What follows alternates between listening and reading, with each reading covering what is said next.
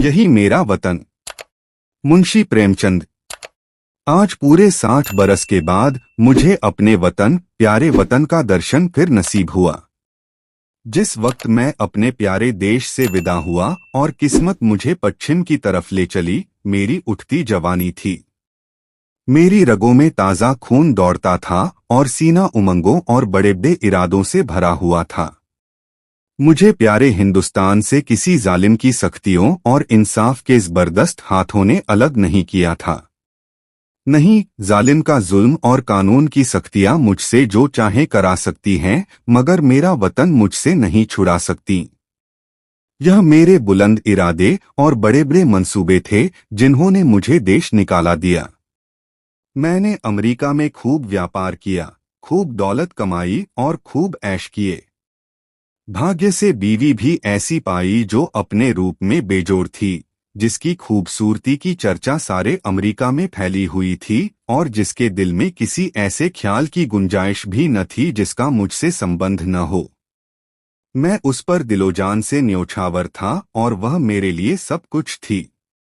मेरे 5 बेटे हुए, सुंदर, हृष्टपुष्ट और नेक, जिन्होंने व्यापार को और भी चमकाया और जिनके भोले नन्हे बच्चे उस वक्त मेरी गोद में बैठे हुए थे जब मैंने प्यारी मातृभूमि का अंतिम दर्शन करने के लिए कदम उठाया।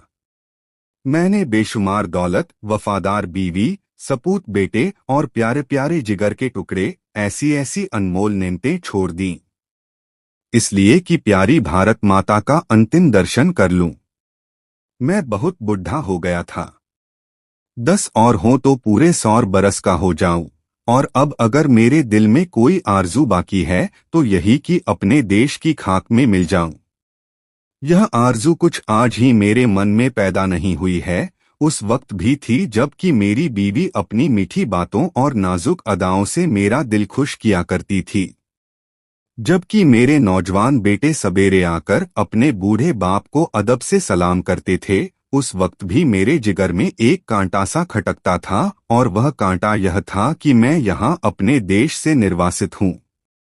यह देश मेरा नहीं है, मैं इस देश का नहीं हूँ।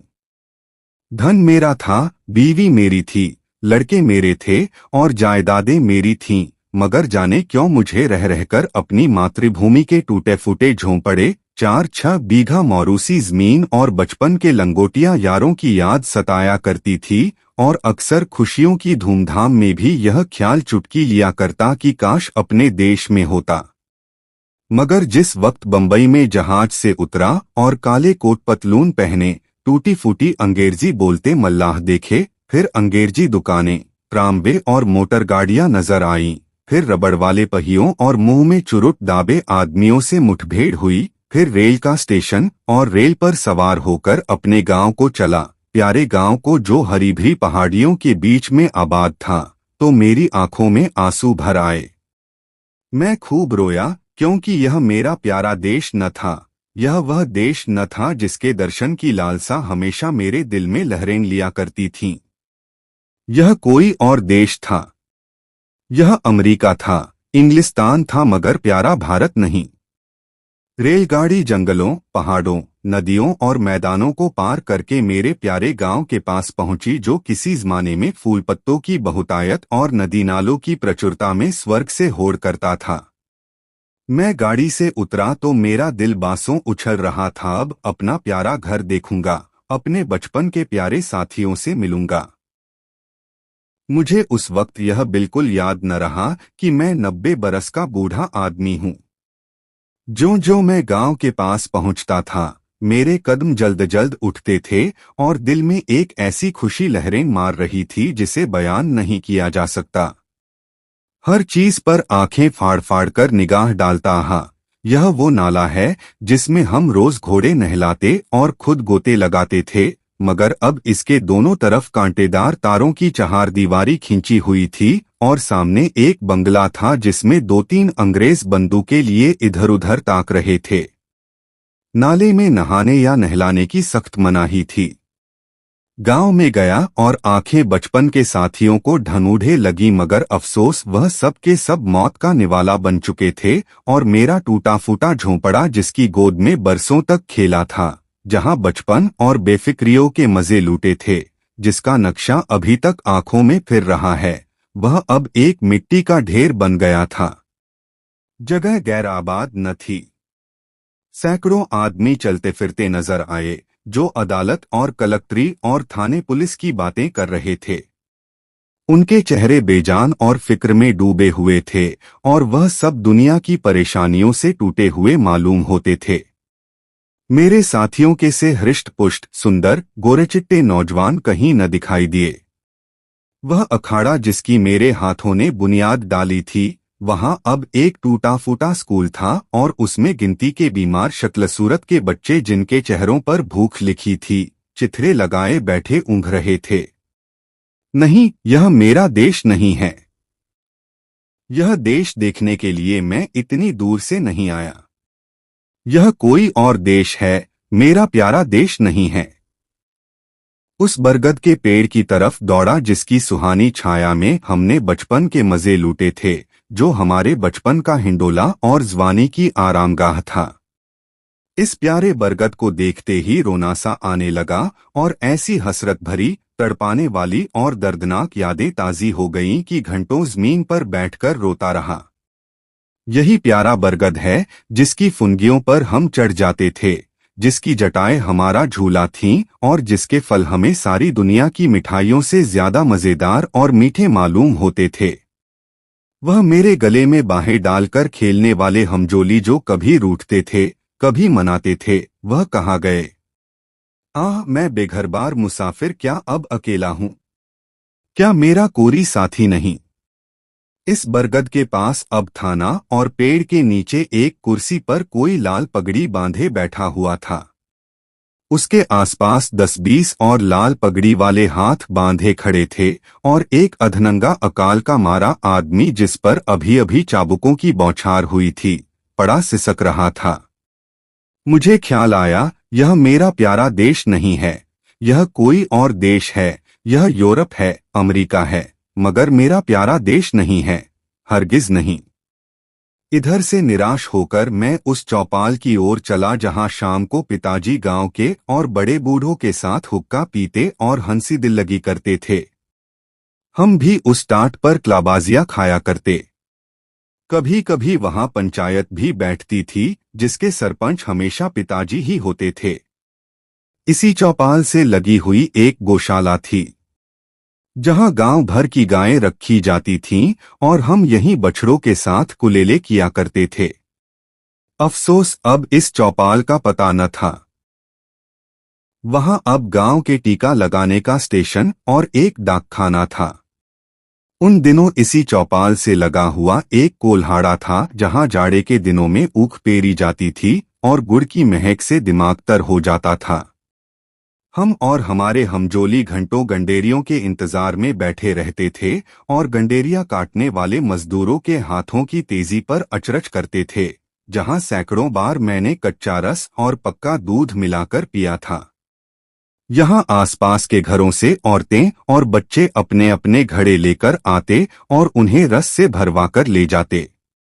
अफसोस, वह कोल्हू अभी ज्यों के त्यों गड़े हुए हैं, मगर देखो, कोल्हाड़े की जगह पर अब एक सन लपेटने वाली मशीन है, और उसके सामने एक तंबोली और सिगरेट की दुकान है। इन दिल को छलनी करने वाले दृश्यों से दुखी होकर मैंने एक आदमी से, जो सूरत से शरीफ नजर आता था, कहा, बाबा, मैं परदेशी मुसाफिर हूँ, रात भर पड़े रहने के लिए मुझे जगह दे दो। इस आदमी ने मुझे सर से पैर तक घूर कर देखा और बोला, आगे जाओ, यहाँ जगह नहीं है। मैं आगे गया और यहाँ से फिर हुक्म मिला, आगे जाओ। 5वीं बार सवाल करने पर एक साहब ने मुट्ठी भर चने मेरे हाथ पर रख दिए। चने मेरे हाथ से छूटकर गिर पड़े और आंखों से आंसू बहने लगे। हाय, यह मेरा प्यारा देश नहीं है, यह कोई और देश है। यह हमारा मेहमान और मुसाफिर की आवभगत करने वाला प्यारा देश नहीं, हरगिज नहीं। मैंने एक सिगरेट की डिबिया ली और एक सुनसान जगह पर बैठकर बीते दिनों की याद करने लगा कि एकाएक मुझे उस धर्मशाला का ख्याल आया जो मेरे परदेश जाते वक्त बन रहा था। मैं उधर की तरफ लपका कि रात किसी तरह वहीं काटूं, मगर अफसोस, हाय अफसोस, धर्मशाला की इमारत ज्यों की त्यों थी, लेकिन उसमें गरीब मुसाफिरों के रहने के लिए जगह न थी। शराब और शराबखोरी, जुआ और बदचलनी का वहां अड्डा था। यह हालत देखकर बरबस दिल से एक ठंडी आह निकली। मैं जोर से चीख उठान ही नहीं और 1000 बार नहीं, यह मेरा वतन, मेरा प्यारा देश, मेरा प्यारा भारत नहीं है। यह कोई और देश है। यह यूरोप है, अमेरिका है, मगर भारत हरिगज नहीं। अंधेरी रात थी। गीदड़ और कुत्ते अपने राग अलाप रहे थे। मैं दर्दभरा दिल लिए उसी नाले के किनारे जाकर बैठ गया और सोचने लगा कि अब क्या करूं। क्या फिर अपने प्यारे बच्चों के पास लौट जाऊं और अपनी नामुराद मिट्टी अमेरिका की खाक में मिलाऊं। अब तो मेरा कोई वतन न था। पहले मैं वतन से अलग जरूर था, मगर प्यारे वतन की याद दिल में बनी हुई थी। अब बेवतन हूं, मेरा कोई वतन नहीं। इसी सोच विचार में बहुत देर तक चुपचाप घुटनों में सिर दिए बैठा रहा। रात आंखों ही आंखों में कट गई। घड़ियाल ने 3 बजाए और किसी के गाने की आवाज कानों में आई। दिल ने गुदगुदाया, यह तो वतन का नगमा है, अपने देश का राग है। मैं झट उठ खड़ा हुआ। क्या देखता हूं कि 15-20 औरतें, बूढ़ी, कमजोर, सफेद धोतियां पहने, हाथों में लोटे लिए स्नान को जा रही हैं और गाती जाती हैं, प्रभु मेरे अवगुण चित न धरो।